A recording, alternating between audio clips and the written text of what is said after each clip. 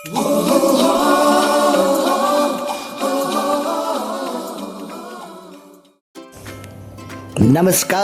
હું RT radio teacher Piyush કેળવણીની વાણી આકાશવાણીમાં આપ સૌનું હાથી હાર્દિક અને સતી સ્વાગત કરું છું.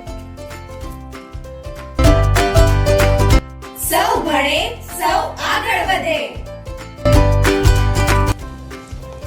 આમ ઘણા લોકો કહેતા હોય છે ને કે ભણવાથી શું વળે, ભણવાથી કશું મળતું નથી. અરે આવું કહેનારા એવા લોકો હોય છે જેને સવારે આમ 4 જણા ટીંગા ટોળી કરીને શાળામાં મૂકી આવ્યા હોય અને બપોરે ઉઠી ગયા હોય.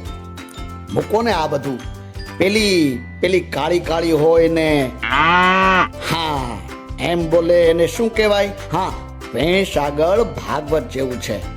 બાકી તો ભણતા રહેજો. ભણવાથી જ્ઞાન મળે છે, સમજણ મળે છે, માન મળે છે, મોભો મળે છે, પ્રતિષ્ઠા મળે છે, નોકરી મળે છે અને વાંઢાને સારી છોકરી પણ મળે છે. સૌ ભણે સૌ આગળ વધે.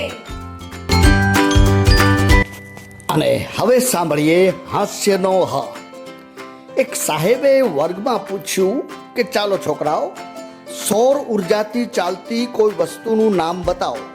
તો વર્ગનો સૌથી તોફાની અને મસ્તીખોર મુનિયો ઊભો થયો અને કહ્યું કે સૂર્યપુત્ર કર્ણ.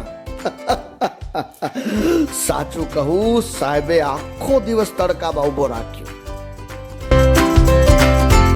સૌ ભણે સૌ આગળ વધે. અને હવે જતા જતા થોડો ડાપણનો ઢપણ સાંભળી લઈએ. 29 જુલાઈ 2020ના રોજ આપણી રાષ્ટ્રીય શિક્ષણ નીતિનો અમલ શરૂ થયો. 34 વર્ષ બાદ શિક્ષણ માટેની મહત્વની નીતિ ઘડવામાં આવી. એમાં એવું કહેવામાં આવ્યું છે કે ધોરણ 5 સુધી માતૃભાષામાં જ શિક્ષણ આપવું અને શક્ય હોય તો ધોરણ 8 સુધી માતૃભાષાનો ઉપયોગ વધારવો. સાથે સાથે કહી દઉં કે જેને મારી વાત સમજાતી નથી, નક્કી એ ગુજરાતી નથી.